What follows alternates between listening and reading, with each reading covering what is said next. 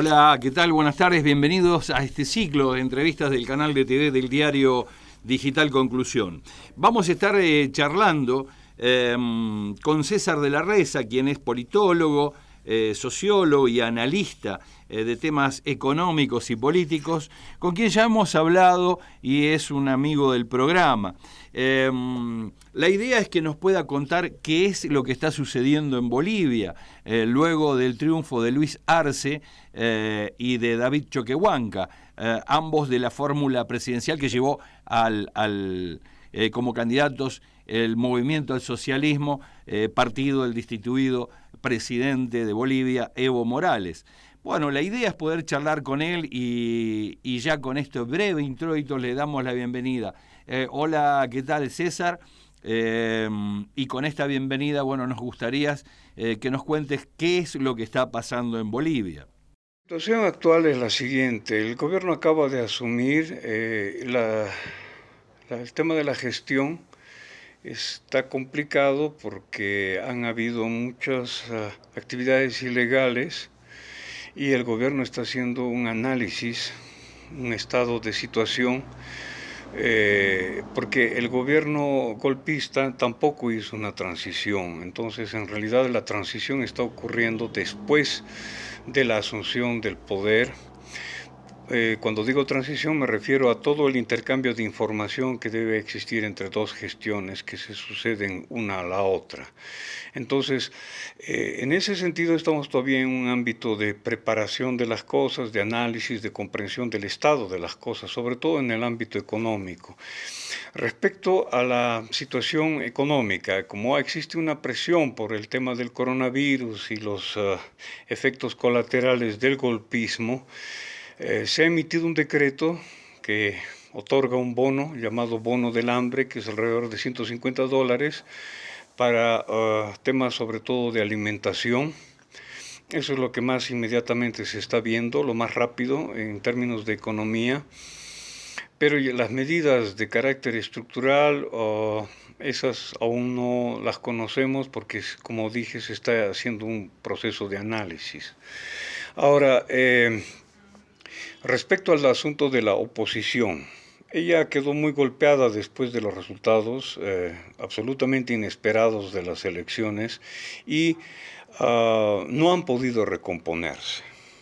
A nivel discursivo, ellos están proponiendo la necesidad de lo mismo que ellos necesitaban antes de las anteriores elecciones, cuál es la unidad.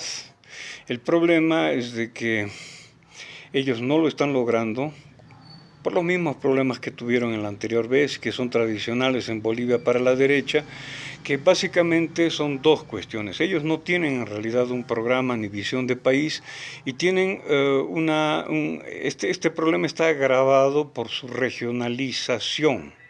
La derecha en Bolivia tiene componentes de carácter regional, más o menos explicándolo. La extrema derecha estaría en las regiones más orientales del país y las posiciones más centristas en el occidente. Entonces, ahí también hay un componente de identidad regional, ¿no? De relacionamiento del electorado con ciertos candidatos, como es el caso del señor Camacho. Entonces, esas cuestiones están configurando una situación nuevamente difícil para ellos en términos de estructurar candidaturas unificadas para las elecciones subnacionales, es decir, gobernaciones y alcaldías, en el marzo del 2021. La situación es complicada porque venimos de una elección, después en medio del coronavirus y vamos a enfrentar una nueva elección. El presidente Evo ha pedido el cumplimiento de ganar las elecciones por lo menos en 6 o 7 de las gobernaciones y por lo menos en 300 de las cerca de 380 municipalidades o municipios que existen en Bolivia. Actualmente el MAS se encuentra en un proceso de calificación de las precandidaturas y el reto siguiente son evidentemente las subnacionales. Bueno, nos gustaría entonces también que nos cuente cuál es la relación de Luis Arce y David Choquehuanca con la oposición. ¿Qué se está haciendo con los opositores y con esta suerte de ilícitos e irregularidades desde el punto de vista del gobierno que ha tenido la señora Áñez y su séquito respecto de los manejos de la cosa pública, pero también, por supuesto, de la represión y de la violencia que se ejerció contra los opositores políticos. Bueno, en relación a la oposición en términos de los procesos legales, por los delitos cometidos tanto por corrupción como por la represión ilegal, como por la participación en el golpe de Estado, desde la semana pasada se han iniciado algunos procesos, uno de ellos el comandante de la guarnición de Cochabamba, lugar donde ocurrió la masacre de Sacaba, comandante de la guarnición, es un militar. Se ha iniciado un proceso al comandante de la policía y algunos otros personajes menores de estos hechos. Entonces, estas acciones se están tomando en el marco de la legalidad, en el marco del respeto a la normativa, para no entrar en el mismo juego del golpismo que utilizó instrumentos ilegales, violó la norma para realizar actividades de persecución política. Estas acciones se han tomado considerando de que los principales responsables del golpe y de la represión, que son el señor Arturo Murillo y el señor Fernando López, escaparon 2 días antes de las elecciones.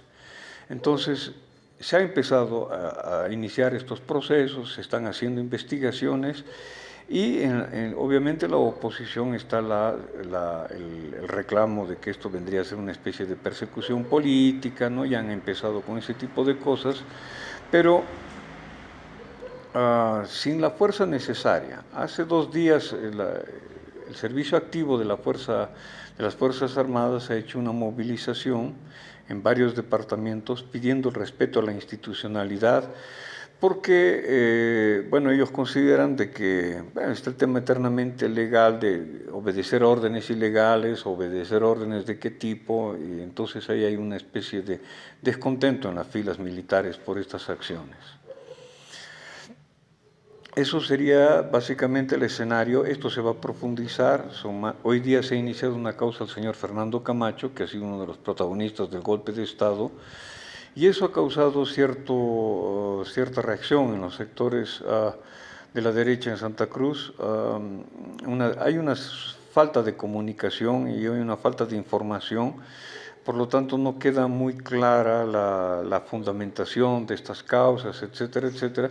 Pero ese es un problema, digamos, generalizado en América Latina, ¿no? Existe un dominio de la prensa, por algunos llamada vendida, acá les dicen el cartel de la mentira, que son instrumentos de hegemonía cultural que dificultan la comprensión de los procesos políticos.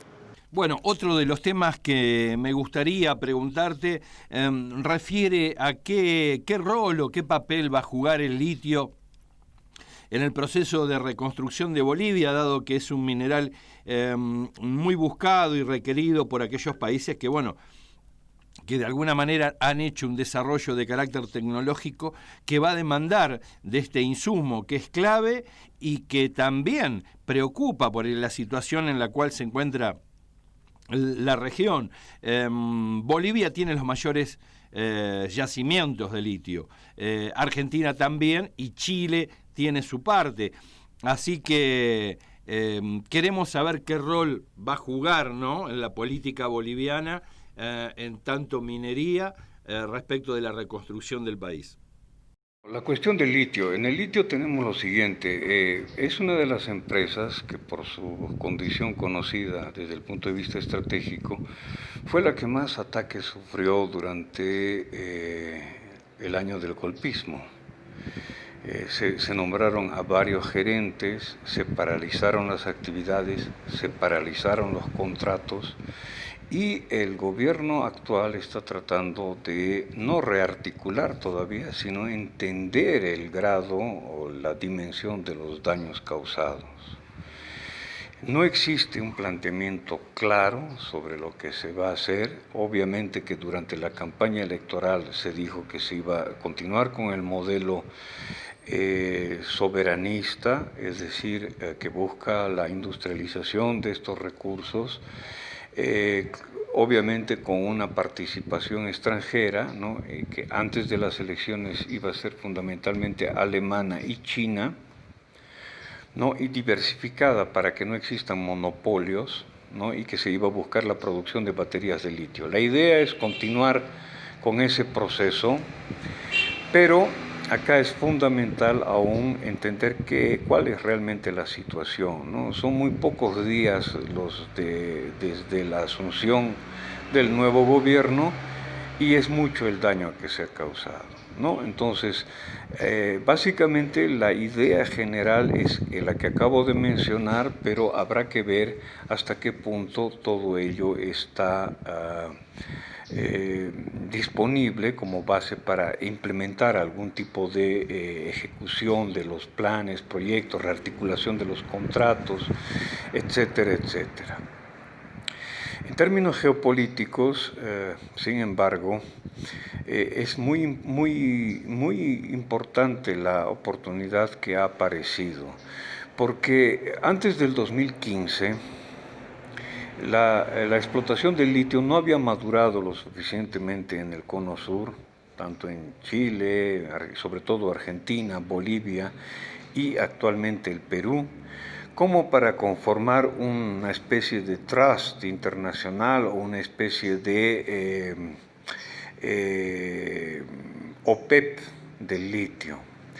¿Por qué? Porque no había alcanzado los precios que actualmente tienen. Uno, dos, no había una maduración de las políticas regionales y de integración a tal efecto en el sentido de un diálogo un poco más integrado respecto a este recurso. Sin embargo, se considera actualmente de que viendo la connotación nacional y popular del gobierno argentino, el retorno de un gobierno también de connotación nacional y popular boliviano, podría tal vez sea ya el momento de articular procesos de carácter binacional para la explotación del litio, una mayor cooperación científica y tal vez a largo plazo trabajar el tema de precios y de producción e industrialización.